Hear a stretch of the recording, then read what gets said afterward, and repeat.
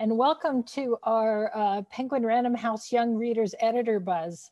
And today we have with us Whitney Leopard and Christopher Myers from Random House Children's Books, and Cecily Kaiser from Penguin Young Readers and Publishing Director for Rise and Penguin Workshop. And I am going to turn it over to Whitney to start. Thank you very much, Anne. So like Anne said, I am Whitney Leopard. I'm the senior editor at Random House Graphic, an imprint of Random House Children's Books that focuses on graphic novels for kids and teens. We launched our first list this year, and we've been really grateful for the immense support that we've seen in all of our books. I am here to talk to you about two of our books, the first one being The Magic Fish. I have some props. The Magic Fish.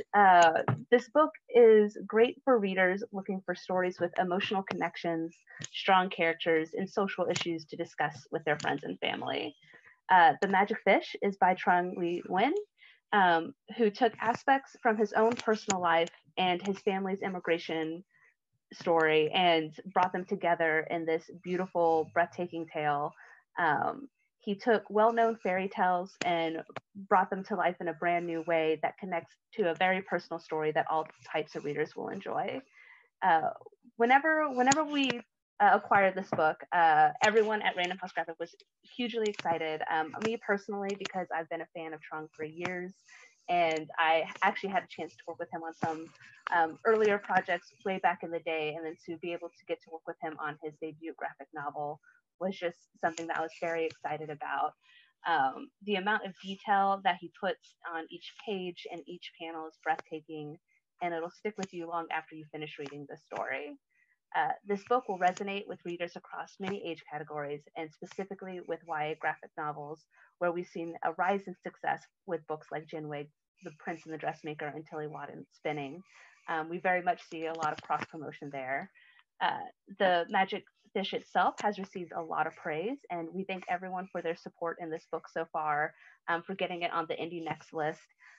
It's been great to see it there, and then we expect a lot more love when this book comes out on sale officially next week.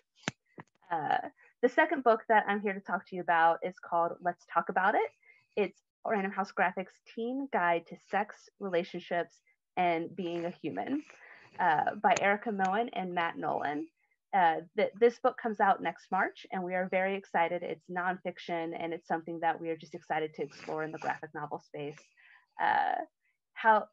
This book explores how do you find answers to all the questions you have about yourself, about your identity, and about your body.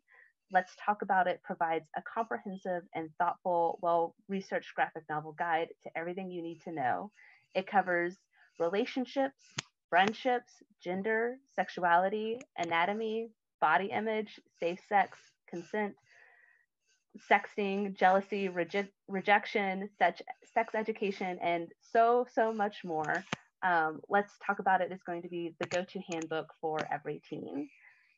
With Erica and Matthew Nolan, they have a huge social media following that they've built with their online sex education comic, and it's something that they are very passionate about, which is bringing more information and making it accessible to teens, to adults, to anyone who needs to learn more things or has questions about sex or body or anything out there. Their previous works have been praised from people like Dan Savage all the way to Planned Parenthood, and we are very excited to get to work with them on this book.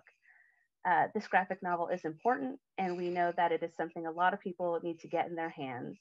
This is meant to be a book to give to a teen who is just starting to figure out, as well as someone who thinks that they already know everything. It's a comprehensive overview that is meant to make a perfect start to a very important conversation.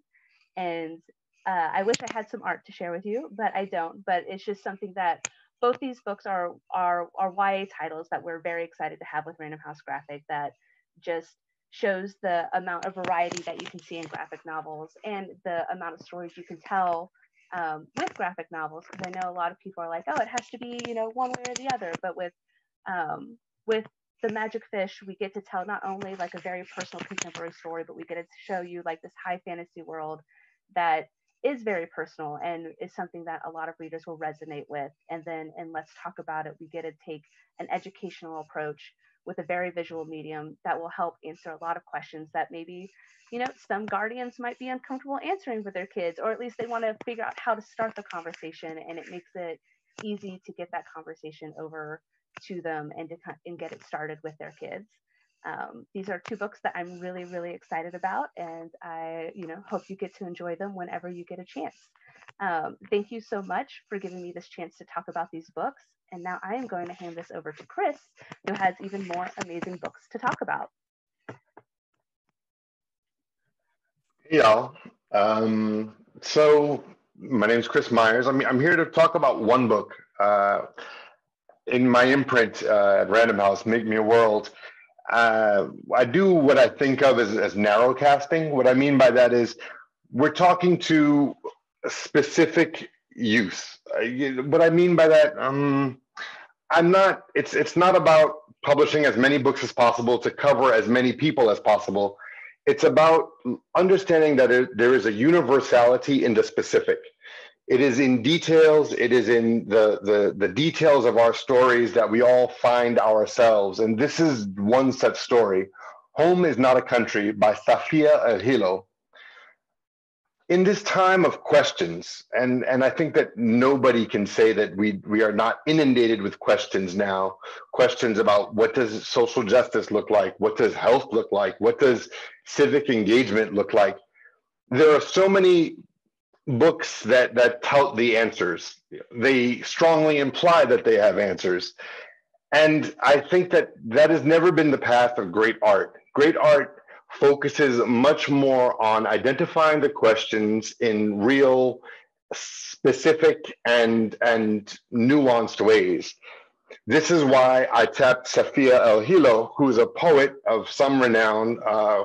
She started in the kind of spoken word, this kind of nether region between spoken word and, written poems about her identity as a Sudanese American. She has an anthology out about kind of like alternative Islam, alternative Muslim identities. And I asked her, what is the book that you feel like you would have needed at a certain age? What is the book that would have asked the questions that you needed to hear? This is that book. It is Home is Not a Country. It's sort of a tale of there but for the grace of God go I. Each of us in our lives has made many, many choices, and each choice, every fork in the road, not only defines who we are today, but defines who we might have been. We leave behind identities, people that we could have been. And this is the center of this story, is the confrontation of a young woman, Sudanese American from DC, who sees who she could have been and asks about all of the people that she could have been along the way, all of the pathways that she could have taken. So check out Safia, first of all. She is a force of nature, poet. She's on Instagram, somewhat of a fashionista, one of those like, hey, I'm a poet, but happen to have 20,000 followers for some reason. Second of all, then check out what the core of this book is, which is when we look at all of the multiple identities that are available to young people today, all of the choices that they have to make, what does it mean to have left some of those identities behind? What does it mean to have had another self that you may have chosen at a certain point? And what does it mean to confront that other self? What does it mean to come to terms with who we are? Because in this time of questions, in this time of great complexity of both social justice and racial justice and international politics and health and all of these big questions in the world, every young person needs to come to terms with who they could have been had they made another choice in this time or another in life. I'm so excited by this book. I'm excited by the possibility and the belief that I have, the strong belief that I have, that these works that we make can be great art. And that by finding the best artists, that our young people deserve to hear from the best artists. Safia is one of those people. She is one of the best writers that I know. There's a community of writers, including, folks like Liz Acevedo and all those folks who have come together to support Safia's sort of transition from poetry, which is beautiful, but as we all know with poetry, limited in its scope, to this epic telling of stories of who we are, who we could have been, and where we are going from there. On that note, holla, Cecily, you got it. Oh, that's also the cover or a version of the cover in the back. Check it out. All right, peace. Thank you, Chris. That was awesome. Hi, everybody. I'm Cecily Kaiser. I am the Early Childhood Publishing Director at Penguin Young Readers, and I'm here to give you an insider look at my new imprint and some of our upcoming titles. Before I do that, I wanted to mention that I am a true loyalist when it comes to my indies. The Curious Reader in my hometown of Glen Rock, New Jersey, the Curious George Bookstore in my college town of Boston, Stories Bookstore, Books Are Magic, and Powerhouse in Brooklyn, and now Words near my home in South Orange, New Jersey. I am never fully settled anywhere until I have my bagel shop and my bookshop. So thank you each for helping to make the people in your community feel at home. I have never presented at this conference before, and I live pretty far from your stores, which I'm sure would quickly become favorites if I was out there. So it's likely that none of you know me, but I'm hoping that you know my books. I published everything from Clifford to Bob Books when I was at Scholastic. And then at Abrams, I launched the Appleseed imprint, and I published Alpha Block and Pantone Colors and Vegetables in Underwear. And then I relaunched the children's list at Phaidon, which included Jean Julien's This Is Not a Book and also the Cook in a Book series. And now I have landed in a place that already feels like the pinnacle of my career at Penguin, launching the Rise by Penguin Workshop list and overseeing Workshop's other early childhood publishing programs. So I'm going to share my screen, if that's okay with everybody, show you a few slides. Here we go. Okay. So this is Rise. Rise is Penguin's esteemed publishing program for 0 to 5-year-olds. Our mission is simple: to engage babies, toddlers, and preschoolers with authentic, relevant, and elegant books. I skipped the word empower. Empowerment is actually the key. It is the single most powerful tool for raising confident, compassionate, empathetic, and resilient children. Children who vote wisely. Every book on the Rise list is meant to leave its reader feeling smart, important, capable, safe, and loved. This is how we rebuild our society, from babies on up, one book at a time. So with that in mind, we're launching this fall with 6 books. 2 picture books and 4 board books, ranging from fully narrative to somewhat expository. Here's a look. I Am the Storm is a comforting, informative, and empowering read aloud depicting the during and after of 4 major weather events: a hurricane, a forest fire, a tornado, and a blizzard. I don't need to tell any of you that our natural disasters are growing more intense by the year. We are at biblical levels of fires and floods, and resources to support our youngest children have not caught up. Most nonfiction books on storms are for kids older than 5, and then fiction books on storms usually center around a popular character in a fictional world. This book is neither harsh nor dishonest. Jane Yolen and her author daughter, Heidi Stempel, tell the simple truth in this stunning, lyrical, and sparse yet specific text. It ends with an anthem of sorts, a takeaway for every little kid in any threatening situation. Nature is strong and powerful, but I am strong and powerful too. I am loud like the tornado. I am wild like the blizzard. I am hot like the fire. I am fierce like the hurricane. I am the storm. And when the storm passes, as it always does, I am the calm too. The art is both ominous and soothing, a beautiful balance of nature's dominance and beauty by first-time illustrators Kristen and Kevin Howdeshell. This book pubs in 3 weeks, which does not feel soon enough, but it's worth the wait. Okay, next is I Am, Affirmations for Resilience. I'll admit that our books range from subtly empowering to overtly empowering, both of which have their own efficacy and value. Certainly this one leaves no room for doubt, and it wears its heart on its sleeve. When you are feeling scared of something new, stand tall, put your hands on your hips and say, I am brave. When you're feeling jealous or left out, put your hands on your heart and say, I am loved. This book is written by a certified social emotional learning instructor, Bella Barbosa, who practices affirmations as part of her daily curriculum with 140 preschoolers.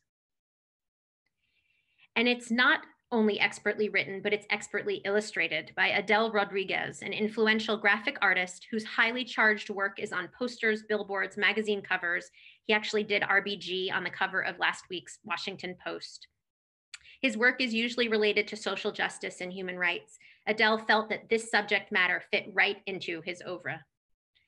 This book actually pubs today. Hooray! I hope that every child possible gets their hands on a copy. The need right now is indisputably universal. The next book, The Invisible Alphabet, is a book of things unseen. A is for air. B is for bear. L is for lost. M is for microscopic. You may be wondering, how do you go about illustrating something not seen? Beloved illustrator Ron Barrett of Cloudy with a Chance of Meatballs tackled that conundrum in his signature pen and ink style, which is equal parts haunting and humorous. It took some convincing of Ron that people out there would still be interested in his one-color pen and ink meatballs style. Good news, they are. Ron's illustrations provide a hint to what was once there or has not yet been, which ultimately invites readers to follow their intuition and fill in the blanks.